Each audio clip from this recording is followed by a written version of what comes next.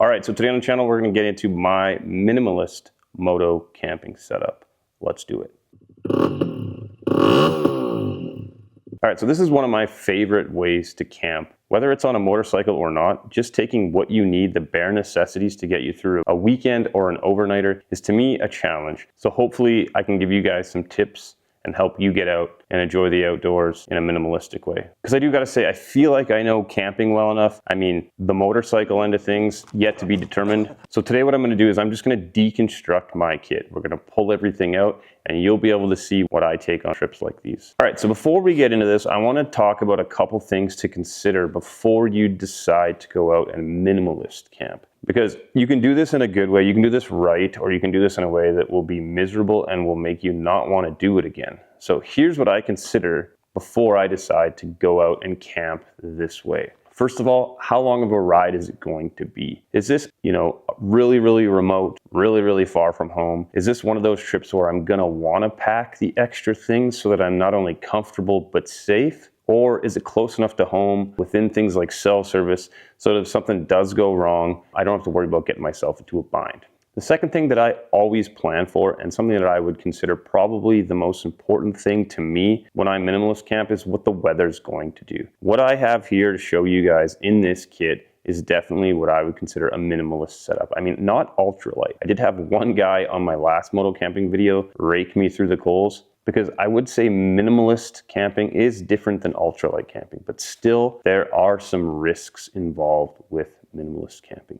So the weather is something I really consider, because what you're gonna see inside of this kit is a tent that's not gonna protect you during a monsoon, nor do I have a sleeping bag that's gonna keep me really, really warm on a super cold night. There's some other things in here that you'll see that are definitely conducive to warmer, more accommodating weather. So once you've considered those two things, you can definitely get into packing this setup the way you think it will be right for you so that you can just go out and enjoy the challenges of minimalist camping.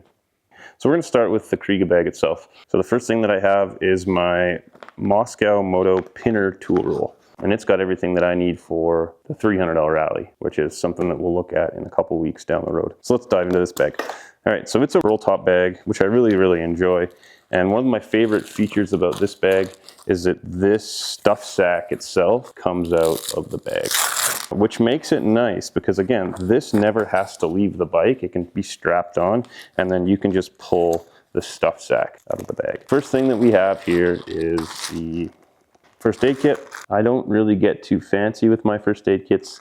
Everything just goes into a Ziploc and everything I need is there. So that is that. I mean, another video to talk about just safety in general. To me, it's really important to put this on the top of the bag so that if I ever need it quick, it's there and accessible.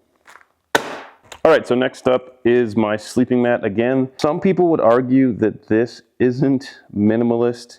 It is a quite cushy Thermarest Neo Air. But to me, again, sleep matters so much. If I'm gonna compromise space, it's going to be for my sleep system. And you just can't beat a nice, well R-rated sleeping mat. If anything is my luxury item within this setup, this is going to be my sleeping mat for sure.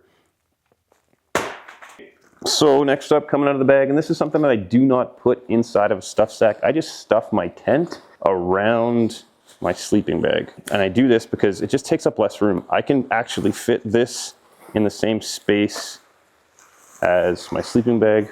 This is the Lunar Solo. This is this minimalist tent that I'll show you some more footage of. This tent's from a company called 6 Moon Design out of the United States, and it's just a great tent for a minimalist setup. All right, last on the list with the sleep system coming out of the bag is my sleeping bag, and it's always at the back. It does take up quite a bit of room, but it also packs up pretty small. So here it is. And this is my Mountain Hardwear. This is a +7 degrees Celsius sleeping bag. And as you can see, it has a nice compression sack with it, which allows me to really batten it down and make it as small as I can. And this is what's gonna go at the very back of that Kriega 12-liter bag. So that's it. That's the entire Kriega bag. It is empty, nothing left in there. And like I said, the beautiful thing about this now is if I wanted to, I could take this stuff sack out of here,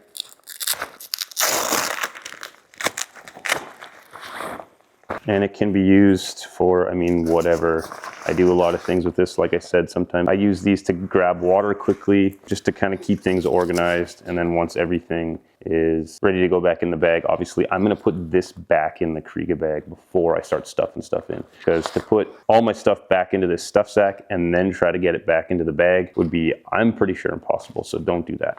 All right, so I go on the floor. Okay guys, so if you're enjoying this video, there are so many more like it and so many more to come. So go ahead and hit that subscribe button. It's a huge help for me when it comes to making you guys content. All right, so let's unpack this backpack. I can show you guys everything else other than the sleep system that I would bring with me on a trip like this. So again, the U-Sweep bag is pretty sweet in the way that it does a really good job of compartmentalizing all of my gear. I can keep things separated in such a way that I know where everything is at all times. And if I need something, it's easily accessible. The front part of the bag has some of my necessities as a creator. We'll just start to break things down here. We have batteries for my action cameras. We have extra camera batteries for my big camera, my XH2 from Fujifilm. Then we have a power bank when I'm back at camp and there's things to be charged. This power bank from Anker is a really good power bank. It's an older power bank, but it still has lots of juice. I'll put some links to some of this stuff in the description for you guys so that you can go and find it. Anker's a really good brand that I've been using for a lot of years and it's never really let me down. Then in the top of the bag, a couple of DJI Mini 3 Pro batteries for my drone. I'm just gonna keep those in there. I don't wanna drop them on the ground. Then I have this bee-free water filtration system, which is an item that I talked about on my last moto-camping video. This isn't something that I just take on a minimalist trip. This is something that I will take with me everywhere I go on every trip because it's just such a cool item. It's one of those items that you just can't live without. Another one of those items that I never leave without is my bushcraft knife. Again, talked about it in the last video. Put a link to it up in the card here. Check that out. Then I have a little snack pocket. This is something that I always keep with me. It's got granola bars, Cliff bars, these RX bars, which you can buy at Costco here, and then a little bit of soap. Just gets tucked in there. I'm gonna tuck those back in because I don't really want to clean up a huge mess later. So that's the front compartment of the bag. We're gonna dive into the main compartment of the bag now. This is kind of where more of the camping setup lives on a trip like this. So what you will find here is, again, something that's more specific for me, not necessarily for you, but I keep another reason I chose this bag actually, I keep my drone remote in it, screen facing the stuff so that if I do fall, I don't break it. So I'm gonna put that back again. Coffee, AeroPress. This is that little AeroPress Go system that I was talking about in the last video as well. Top 5 items. It is a luxury. Maybe you wouldn't call this minimalist. Maybe a minimalist camper would get like instant coffee or something like that, but not something to mess with. Now this guy is something that I will come up and show you guys in more detail. All right, so I'll find the name of this pot system specifically. It is an MSR pot system and it is my go-to minimalist camping setup. This used to have a cup, a big cup that went on the bottom of it. So it basically went around the pot, but I, like a complete dumbass on one trip, put the whole thing on the stove and melted the cup. So there is no more cup, which is a huge bummer. So I am strongly considering actually getting another one of these because then I just won't have to worry about a cup either. Right now, I always got to kind of figure out the cup situation. But what you get with this, and again, it's in rough shape because I've had it for a long time. You get lid, you get strainer, and the really cool thing about this stove is everything fits inside. This is your little pocket rocket from MSR, and then your fuel. Everything you need to cook is contained in one tiny little system. So it's such a cool little setup. Again, guy who was chirping me on the video last week said that this was a jet boil and that jet boils don't have strainers. I mean, the guy was upset. He definitely was having a bad day. So I'll leave the link to this. I think anybody doing minimalist camping would love a kit like this. AeroPress, which has everything you need to make a good cup of coffee. Filters are in the top. You have yourself coffee maker itself, which is just a plunger system. And then you get to have your own cup. And right now with that minimalist pot system that I was talking about that I burnt the hell out of the lid, I've just been using my coffee cup as a standalone cup for everything. So there's the AeroPress Go. Highly recommended. So all my food goes into one stuff sack. Last meal on the bottom, first meal on the top. And with a trip like this, again, it's most likely going to be just a weekender. So lots of oatmeal and raisins. I'll pack lots of pasta, lots of carbs. You need your energy. And then all my snacks usually will go in the backpack itself, just so there's things at the ready. So when I do pack pasta, here's another little tip, I suppose, for you, is if you're packing a box of Kraft Dinner or a box of Annie's, I always take it out of the box and then I put it just into a Ziploc bag so that everything just packs up really small.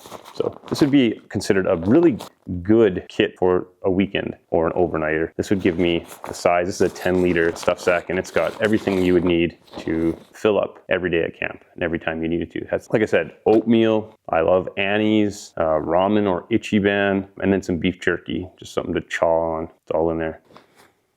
All right, next up, this is my down jacket from Patagonia. I've had this jacket for 20 years, and it's basically just been a camp jacket for me. And this also folds into itself and makes itself a pillow, which is what I will use as my pillow when I go minimalist camping. All right, a couple more items here. This would be considered long underwear. I mean, never went up to my underwear drawer and grabbed my long underwear. This is my Thor body armor. This is about the same size as a pair of long underwear, pants and shirt would be. So I just stuffed it inside the bottom of the backpack for the sake of showing you how much room it would take. So long underwear, always a necessity. Lastly, something I keep at the bottom of my bag, because again, I'm always kind of considerate of the weather. I always try to do a trip like this when, you know, a monsoon is not coming. So this is a pair of Revit Essential rain pants that I have. And inside of this, I stuff a plastic poncho, because as much as I love my big Arc'teryx rain jacket, I just find on trips like this, like I said, I want to make sure that I am ready for the weather, but also I never plan around a rainy weekend.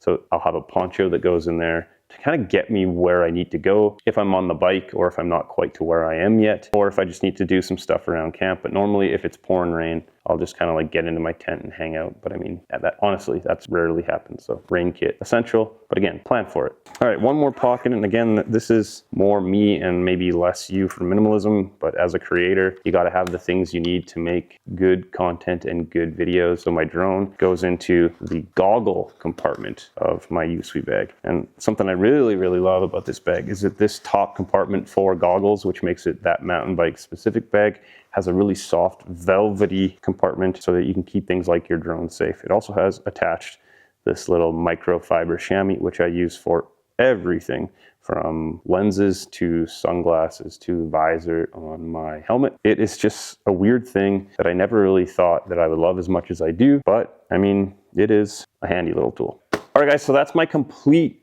minimalist moto camping setup. If there's anything that you feel like wasn't in that video that you use, or if there's something that I use that you thought was excessive and doesn't define that minimalistic camping style, let me know in the comments.